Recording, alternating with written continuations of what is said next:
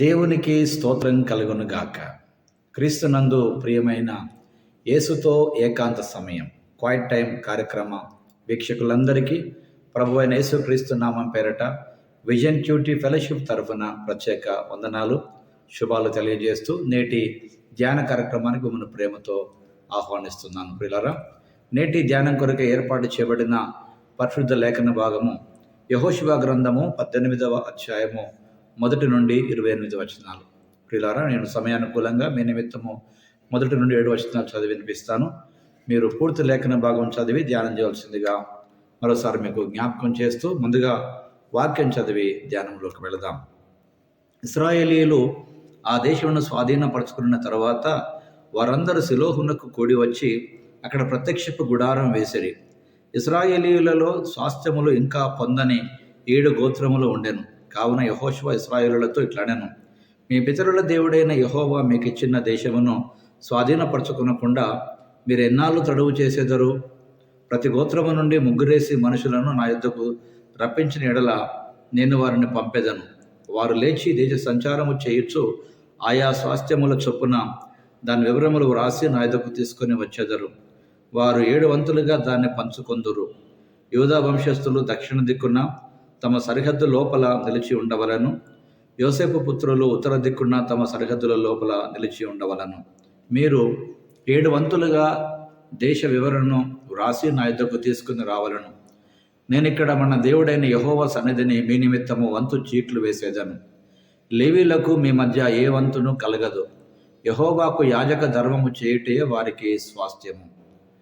గాదీయులను రూబేనీయులను మనిషి అర్ధగోత్రపు వారును యోర్దాను అవతల తూర్పు దిక్కున యెహోవా సేవకుడైన మోషే వారికి ఇచ్చిన స్వాస్థ్యములను పొంది ఉన్నారు. చదవబడిన లేఖన భాగమును దేవుడు మన ధ్యానం కొరకు దీవించి ఆస్వాదించునుగాక. ప్రియులారా, నేటి ధ్యానం కొరకు ఏర్పాటు చేయబడినటువంటి వాక్యాన్ని చదివిన తర్వాత దీని కొరకు ఏర్పాటు చేయబడినటువంటి ప్రధాన అంశము బెన్యామీనీయుల గోత్రం యొక్క భూమి.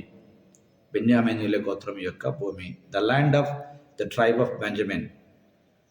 ఈ లేఖన భాగాన్ని ఆధారం చేసుకొని నేటి పాఠ్యభాగ సారాంశాన్ని జాగ్రత్తగా మనం గమనించినట్లయితే, ఇశ్రాయేలు తన ప్రధాన కార్యాలయాన్ని షిలోహుకు మార్చుకుంది. అక్కడ తన గుడారాన్ని ఏర్పాటు చేసుకుంది. భూమిని ఇంకా స్వాధీనము చేసుకొని 7 గోత్రాలకు ఆలస్యం చేయకుండా స్వాధీనం చేసుకోమని యెహోషువ వారికి ఆజ్ఞాపించాడు.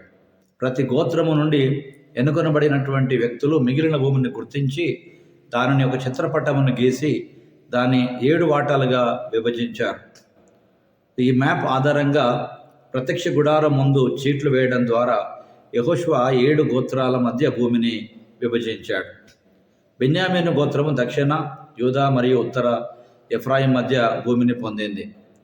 అది ఎండిపోయిన మరియు బంజరు ప్రదేశాలు, కానీ అవి దేవునికి దగ్గరగా ఉండడానికి మంచి ప్రదేశాలు.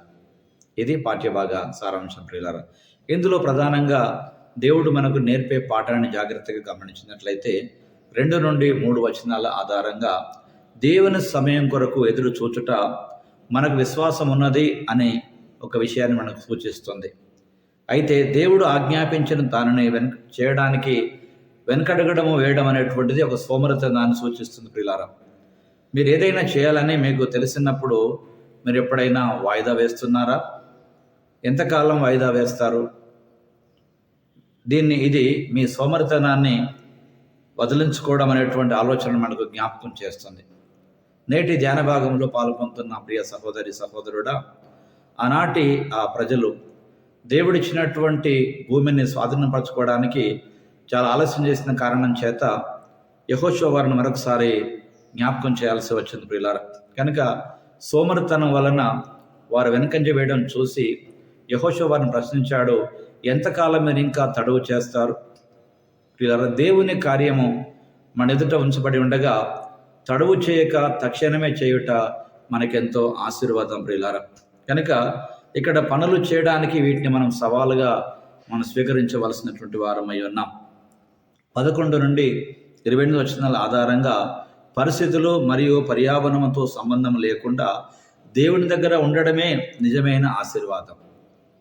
బెన్యామీను భూమి ఎండిపోయినప్పటికీ వారు దేవుని సన్నిధిలో నివసించే ఆశీర్వాదాన్ని పొందుకున్నారు. నిర్మానుష వాతావరణంలో జీవించడం కష్టమైనప్పటికీ దేవుని దగ్గర ఉండటం వలన కలిగే ఆశీర్వాదాలు దాన్ని భరించగలిగేలా చేస్తుంది.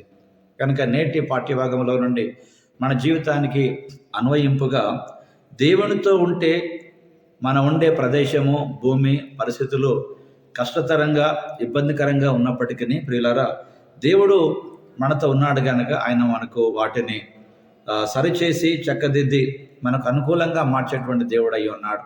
కనుక ఆయన లేకుండా సౌకర్యం కలిగి ఉండట కంటే ఆయన మనతో ఉండి కష్టాలు ఉన్నా పర్వాలేదు. ఎందుకంటే ఆ కష్టాల మధ్యలో కూడా దేవుడు మనతో ఉంటాడు, మనలో ఉంటాడు, వాళ్ళని నిలబెట్టి నడిపించడన్న సంగతి ఈరోజు పాఠ్యభాగం మనకు జ్ఞాపకం చేస్తుంది ప్రియులారా.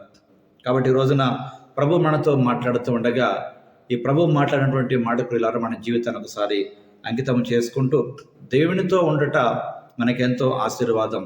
ఒకవేళ పరిస్థితులు మనకు అనుకూలంగా లేకున్నా పర్వాలేదు, ప్రతికూలంగా ఉన్నప్పటికీ దేవుడు మనతో ఉంటే ప్రతికూల పరిస్థితులను కూడా అనుకూలంగా మార్చేటువంటి దేవుని సన్నిధి మనం అనుభవిస్తామనే సంగతి ఈరోజు పాఠం మన జ్ఞాపకం చేస్తూ ప్రియులారా, రండి ప్రభు సన్నిధానంలో ప్రార్థన మన కొరకు మనం చేసుకుందాం.